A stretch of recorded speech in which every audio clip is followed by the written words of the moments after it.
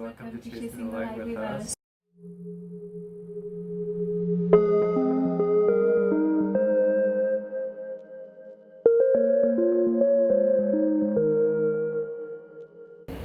Welcome to our channel. We're filming our first video and we're just going to answer some questions. Yes, so it's a Q&A. I have some questions on my phone that Conrad and I are going to answer so that you can get to know us better.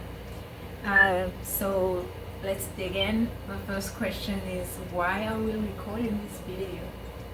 Yeah, well, I mean, we've been wanting to start YouTube for a while, and you know, we've been busy, which we'll get into later, but we're finally at a point in our life where we want to start our hobbies and expand, and yeah.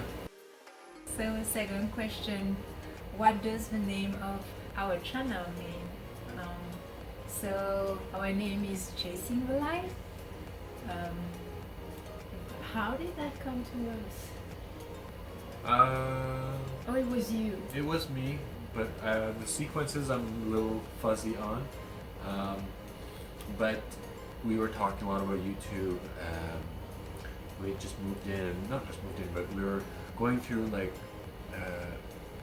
just busy adjustments to new life, new job, new things, and we've been talking about YouTube for a while, but I think we just, what inspired us, what, you know, and the name just came to me. Yes, I remember it was in our previous apartment. One day Conrad came back, he was still in college doing his studies, and he came back home. He's like, oh, I found this name, Chasing the Light, and then he was like, I don't know what to do with it, and it just got stuck in my mind, and a year after I was like... Hold on, before that, like, we first moved in together, our first apartment, right? We had to take this apartment because Adeline, it was a work arrangement, and so it was weird. Our moving in together coincided with the apartments that we're going to talk about, but basically our first two apartments just lacked light. I mean, the first apartment, we had two windows. One was facing a brick wall, and the other was facing, like, it was facing other buildings, but there was a bit of sunlight coming from like the parking spaces. Anyways, and the second one, you know, really thin windows.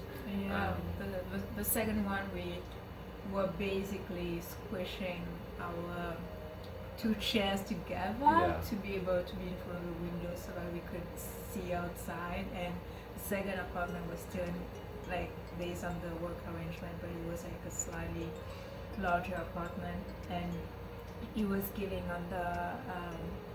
on the park, and so we wanted light in the morning, so we would squish our like chairs together just to get some light and see outside, and it was something that really lacked. And Adeline was always talking about like how light is everything.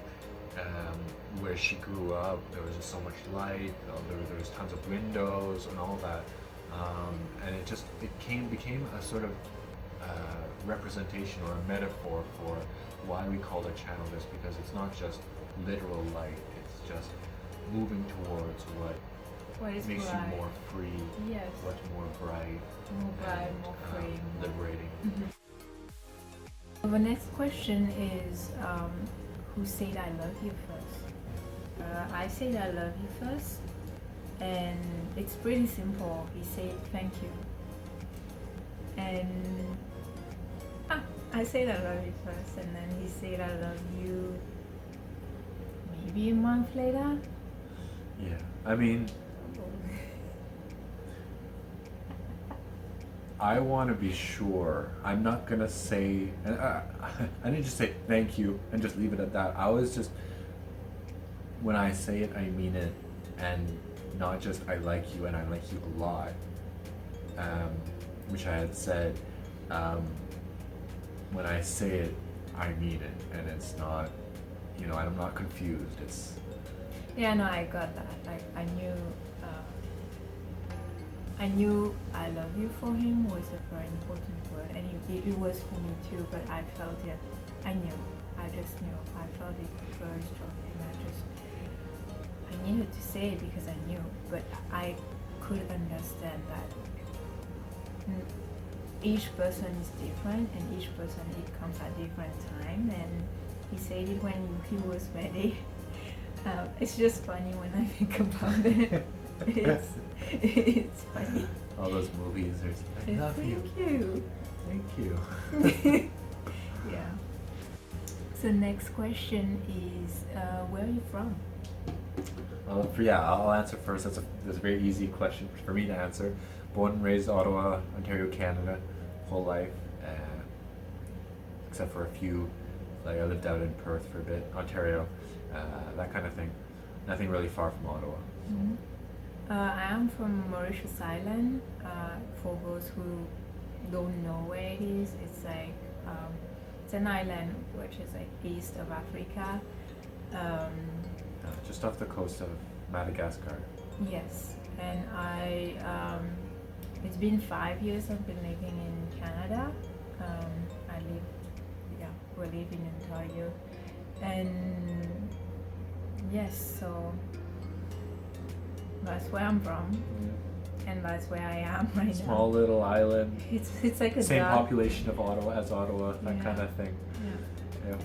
Okay. Next one. What are your favorite things to do?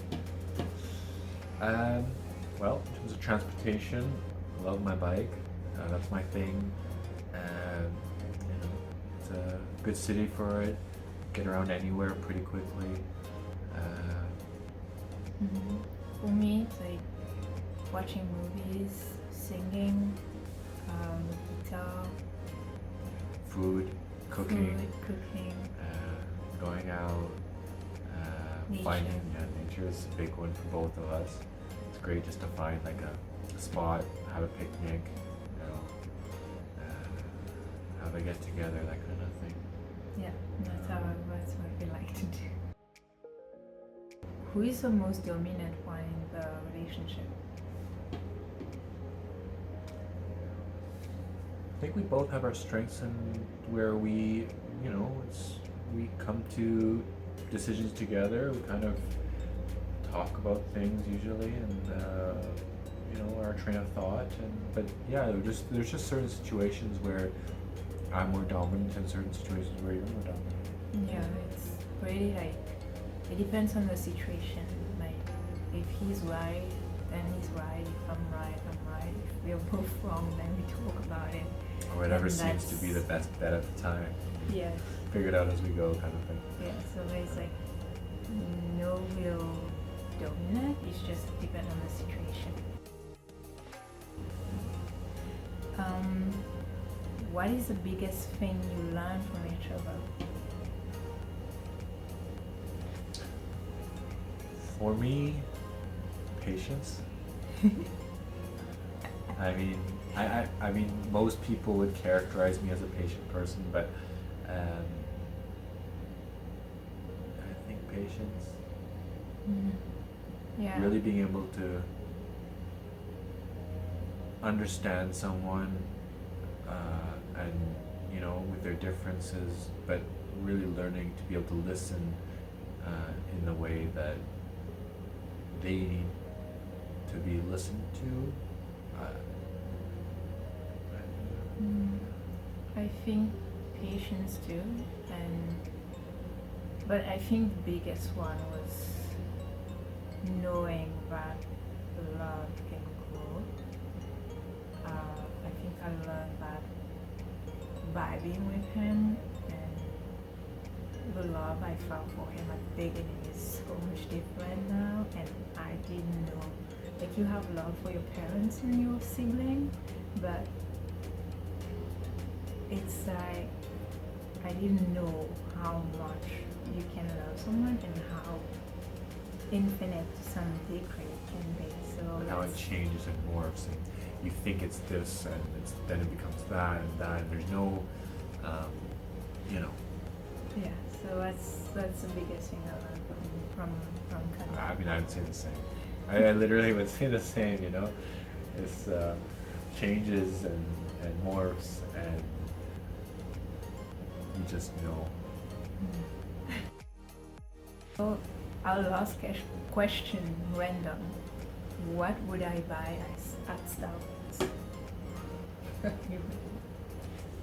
Yeah, I mean, Starbucks for me is, I mean, I didn't grow up with it. I didn't, you know, that's not something I would go for.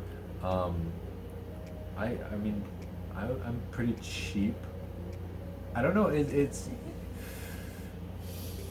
so short answer is I would probably just get like a light roast coffee. You know, it's like with all the stuff you can do at home with certain kinds of creamers and like frothing at home, or you know, brewing your coffee at home. I just the concept of paying $5 for a coffee, it's so I'd just say yeah. I think I'm not a more tea person than a coffee person, but if I would have to take something at Starbucks, it's gonna be like latte, French vanilla, something along the line of that. That would be my favorite drink from there. Yeah. So that's all the questions we have. I hope it helped you to better get to know us and who we are. There's going to be more videos.